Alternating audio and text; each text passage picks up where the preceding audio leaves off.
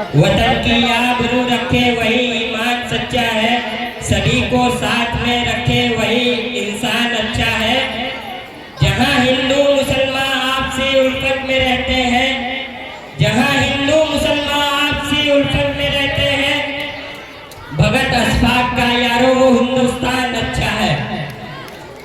मैं साकिब जुनैद यहाँ पर उपस्थित आदरणीय अभिभावक, शिक्षकगण व मेरे प्यारे सभी छोटे व बड़े भाइयों बहनों को आज के दिन की अभिनंदन करता हूँ और अपने विचारों को आपके बीच रखता हूँ कि कभी बाबा साहेब डॉक्टर भीमराव अंबेडकर जी ने कहा था कि शिक्षा वह शेरनी का दूध है कि जो पिएगा वह दहाड़ेगा।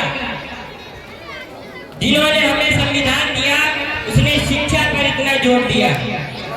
आज हम शिक्षित तो हो रहे हैं लेकिन अपने ही आवाजों को, अपने ही बातों को नहीं कर पा रहे, उठा पा रहे हैं, बल्कि आपसी बुराइयां, दूसरों की कमियां पे चर्चाएं कर रहे हैं। और अभी वर्तमान में चुनावी माहौल चल रहा है। अभी शायद मई जून में शायद ग्राम प्रधान के भी चुनाव होने वाले हैं। तो मैं अपने नई पीढ़ी, युवा पीढ़ी से बात करूंगा कि आप राजनीति के बारे में बोलिए। तो कहते हैं राजनीति अच्छी चीज नहीं है, राजनीति गंदे लोगों की चीज है, हम उसमें नहीं जाएंगे। ऐसा वो क्यों कहते हैं? क्योंकि हमारे बीच में यह गलतफहमी फैला दी गई है कि राजनीति अच्छी चीज नहीं है, क्योंकि नई पीढ़ी वहां तक जा ही ना सके, अपनी आवाजों को उठा ही ना सके, अपनी बातों को कही ना सके और हमारी नारी शक्ति भी वहां पे जा ही ना सके। इसलिए यह गलतफहमी फैला दी गई है। क्योंकि जो इस प्रकार सत्ता में है वही उनकी 4-5 फैमिलियां, उन्हें वही सत्ता की बागडोर उन्हीं के हाथों में रहे और पूरा भारत उनके कंट्रोल में रहे, ये चाहते हैं। इसीलिए यह गलतफहमी फैला दी गई है। अगर आप वाकई राजनीति को गलत समझते हैं तो उसको साफ करने के लिए जाइए, क्योंकि गंदगी को साफ करना भी हमारी एक जिम्मेदारी है।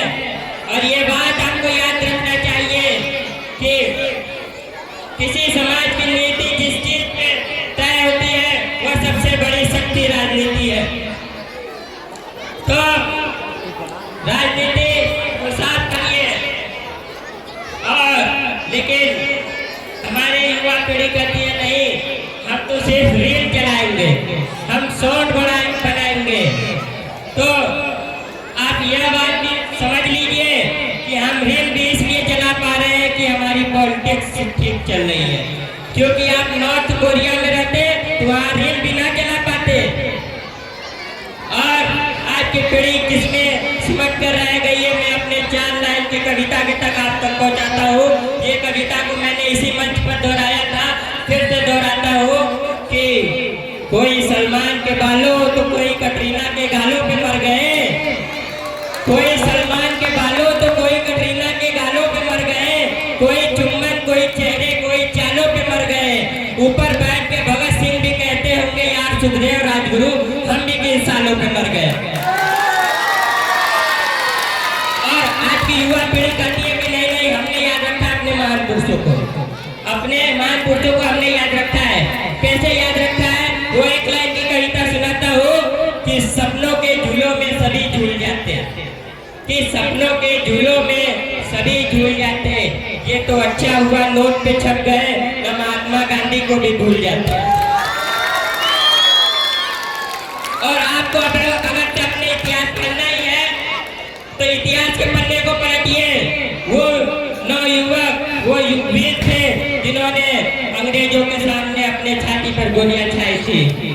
चंद्रशेखर आजाद को याद करिए, इसने कहा था दुश्मन की गोलियों का मैं सामना करूंगा, आजाद हूँ, आजाद ही रहूंगा। आप अशफाकुल्लाह खान को याद करिए, आप वीर अब्दुल हमीद को याद करिए, जिन्होंने एक दहाड़ से पूरे पाकिस्तान थर्रा गई थी। आज वही इतिहास के पन्ने पर 2 लाइन की कविता और एक शेर लिखा है कि शायर ने क्या खूब लिखा है कि संघर्षों के साए में इतिहास हमारा बनता है, जिस ओर जवानी चलती है उस ओर जमाना चलता है। तो मैं बस आप लोग से यही कहना चाहूँगा कि राजनीति को समझे और उस पर चर्चाएँ करिए और अपने आस पड़ोस में चर्चाएँ करिए। और अगर से मेरा कहना है, अगर से चर्चाएँ होंगी तो बेहतर सरकारें बनेंगी। लोग सोच समझ के वोट देंगे तो बेहतर सरकारें बनेंगी, और बेहतर सरकारें बनेंगी तो हमारी जिंदगी बेहतर होगी। मैं ये दावे से कहता हूँ कि जैसे हम लोग एक अध्यापक को बिना जाति धर्म को देख के चुनते हैं, एक डॉक्टर को बिना जाति धर्म को देख के चुनते हैं, वैसे ही हम एक नेता को बिना जाति और धर्म को देख के चुनेंगे। एक दिन यह देश विकसित भारत जरूर बनेगा। और समय को देखते हुए बस मैंने अपने बातों को रखा और आपसे अभिलाष लेता हूँ, और मेरे बातों को कृपया ध्यान दें, क्योंकि ये आज का दिन सिर्फ मनोरंजन के लिए नहीं है। ये आज का दिन सिर्फ यहाँ पर 26 जनवरी मना रहे हैं, 4 डांस करवा दिए, 4 गाने गा दिए, ये लिए नहीं है। बस कि ये दिन है उनको याद करके, अपने देशभक्तों को याद करके अपने देश को आगे बढ़ाने का दिन है।